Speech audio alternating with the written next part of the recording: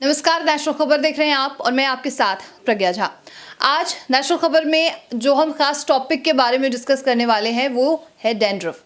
Dandruff एक ऐसी problem है, जैसे जैसे गर्मियां बढ़ती रहती हैं हमारे डैंड्रफ जो है सर में सबसे ज़्यादा बढ़ते हैं और कभी कभी डैंड्रफ इतने ज़्यादा प्रॉब्लमेटिक हो जाते हैं कि सर में आपको एलर्जी भी होने लगती है, खुजली की प्रॉब्लम होना शुरू हो जाती है। तो आज हम खास तौर पे डैंड्रफ के बारे में चर्चा करने वाले हैं कि आप डैंड्रफ से कैसे निजात पा सकते हैं। अलग अलग शैम्पूज करके थक चुके हैं, हर ट्रीटमेंट लेके थक चुके हैं, फिर भी डैंड्रफ अगर नहीं जा रहा है तो ये खास वीडियो आज आपके लिए ही है। और आज मेरे साथ इसी खास टॉपिक पर डिस्कस करने के लिए जानी मानी डर्मेटोलॉजिस्ट डॉक्टर चंचल जी जुड़ी हुई हैं। बहुत स्वागत है डॉक्टर चंचल जी। कलाफेमिक्स derma skin hair and laser clinic में स्वागत है। Thank you so much. कैसे हैं आप? और बिल्कुल ठीक। बहुत गंभीर जो प्रॉब्लम है डैंड्रफ, उसके बारे में चर्चा हो रही है। लोग जानना चाह रहे हैं कि आखिर मैं इससे निजात कैसे पाऊँ। तो आप क्या कहेंगे इस पे? डैंड्रफ सबसे बड़ी प्रॉब्लम आज कैसे बनता जा रहा है लोगों? देखिए, डैंड्रफ बहुत कॉमन डिजीज़ है, या ये कह सकते हैं, या डिजीज़ भी नहीं तो बहुत कॉमन है। और इस सीज़न में जैसे आपने बोला ऑयली, जो अभी जो गर्मियाँ चल रही हैं, एक डैंड्रफ होता है जो विंटर्स में भी बहुत कॉमन होता है, राइट। सो जो आपका इस सीज़न में होता है वो बेसिकली जो उनकी ऑयली स्किन होती है, जो स्टिकी डैंड्रफ होता है, वो ज़्यादा कॉमनली पाया जाता है। वेर एज इन विंटर्स हमें ड्राई डैंड्रफ ज़्यादा देखने को मिलता है because of environmental change.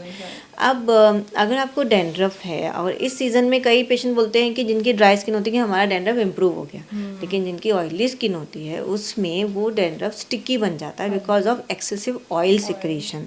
And excessive oil secretion से क्या होता है कि वहाँ स्टिक होने के बाद वहाँ पर फंगल इन्फेक्शन ग्रो करने के भी चांसेस होते हैं, जिसको मलेरिया फॉलिकुलाइटिस भी बोलते हैं कई बार।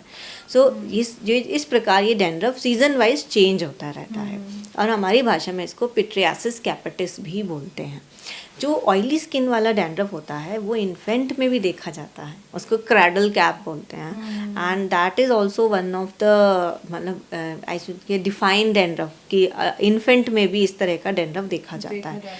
इसी तरह एक डैंड्रफ जिसको हम बोलते हैं जो ऑयली स्कैल्प में दिखता है उसको बोलते हैं seborrheic dermatitis. Seborrheic means oily, dermatitis inflammation.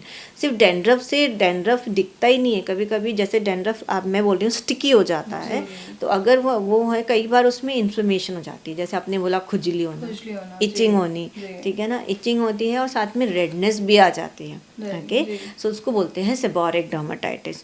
तो ड्राई डैंड्रफ, स्टिकी डैंड्रफ, अगर दोनों में उसकी कॉम्प्लिकेशंस भी हैं कि उसमें फंगस इन्फेक्शन ना हो जाए या फिर उसमें इन्फ्लेमेशन ना हो जाए, सेबोरिक डर्मेटाइटिस, और एज वाइज भी देखा जाता है। जैसे मैंने बोला इन्फेंटाइल में भी देखा, जिसको क्रैडल कैप बोलते हैं। सो ये हर एज में आपको और स्किन टाइप के अनुसार डैंड्रफ मिलता है। क्या ये डैंड्रफ आगे चल के कोई गंभीर रूप ले सकता है या फिर बालों के झड़ने का भी कारण बन सकता है? बालों का मेन, जब आपको डैंड्रफ होता है सो बाल झड़ना इज़ वेरी कॉमन। जैसे हेयर लॉस की प्रॉब्लम, सबसे पहले पेशेंट अगर मुझे बोलता है हेयर लॉस है तो हम यही पूछते हैं डैंड्रफ तो नहीं है। ओके, दूसरा डैंड्रफ से क्या प्रॉब्लम हो रही है? दाने, स्किन में एक्ने आते हैं, और जो एक्ने आते हैं आपके स्किन में वो बेसिकली फोरहेड पे ज़्यादा दिखते हैं, क्योंकि फोरहेड से वो झड़ते हैं। दूसरा देखा जाता है साइड लॉक्स में, क्योंकि यहाँ पर भी कई बार झड़ के आता है। और दूसरा थर्ड कॉम्प्लिकेशन क्या होता है, कभी कभी डैंड्रफ आपके आईब्रोज में भी आ जाता है। तो आईब्रो और आई लैशेस में भी आता है डैंड्रफ, क्योंकि वो झड़ जाता है। तो ये सारे कॉम्प्लिकेशंस होते हैं। सो और अगर डैंड्रफ आपके लॉन्ग हेयर्स हैं तो कई बार बैक में भी इन्फेक्शन हो जाता है और बैक में दाने हो जाते हैं, तो उसको हम मलेरिया फॉलिकुलाइटिस बोलते हैं। जो हमें लगता है कि नॉर्मल एक्ने है, बट वो डैंड्रफ के कारण फंगल इन्फेक्शन हो जाता है, और जो हमारे हेयर्स होते हैं उनका भी इन्फेक्शन हो जाता है। तो इतनी जो एक गंभीर प्रॉब्लम है आजकल हर इंसान में देखने के लिए मिल रहा है, मेल फीमेल, बच्चे, बूढ़े, हर इंसान में। तो क्या ये प्रॉब्लम ठीक हो सकती है? यस, ये बहुत ही सिंपल मेथड या ट्रीटमेंट से ठीक हो सकती है, and that is regular care. Okay, हमें शैम्पू तो करना ही है, राइट, लेकिन why not we use the medicated shampoo, जो आपको डर्मेटोलॉजिस्ट बताएंगे कि आपको ये वाला शैम्पू यूज़ करना है। कई बार जो हम कीटोकॉनाज़ोल या सल्फर सल्फोनाइड के जो शैम्पूज़ होते हैं वो यूज़ करते हैं, तो थोड़े से हेयर ड्राई हो जाते हैं। तो कई पेशेंट फिर बोलते हैं कि हमें ये वाला यूज़ करेंगे अगर हम मेडिकेटेड शैम्पू, तो हमारे हेयर जो है वो ड्राई हो जाएंगे, ख़राब हो जाएंगे। ऐसा नहीं है। आजकल जो शैम्पूज़ आते हैं उसमें इनबिल्ट कंडीशनर होता है, सो वो इतना आपके हेयर को डैमेज नहीं करते हैं। सो रेगुलर आपको शैम्पू, जैसे जो भी मेडिकेटेड शैम्पू हैं जो डर्मेटोलॉजिस्ट आपको प्रिस्क्राइब करेंगे वो करना है। यही नहीं, कुछ लोशंस भी आते हैं, वो लोशन हम आपके स्कैल्प पे लगाएंगे, तो रेगुलर यूज़ करने से आपका डैंड्रफ कम हो जाएगा। एंड देन वो वंस इन अ वीक भी अगर आप लगाएंगे तो आपके हेयर का डैंड्रफ कंट्रोल में रहेगा। So it's a very simple. You have to shampoo your hairs. Why not to use a shampoo which controls your dandruff? Right. अच्छा, जो कई ऐसे लोग होते हैं, कई ऐसे व्यूअर्स में भी होंगे जो कि ये सोचते हैं कि डर्मेटोलॉजिस्ट के पास क्यों जाना है, हमारे पास और शैम्पूज़ हैं, और भी ऑप्शंस हैं, हम वहाँ जाएं। तो क्या एक डर्मेटोलॉजिस्ट से कंसल्ट करना चीज़ों को ज़रूरी है जानने के लिए? या क्योंकि कई तरह के शैम्पूज़ नाउ अवेलेबल हैं। सिर्फ लोगों को पता है कीटोकॉनाज़ोल, राइट?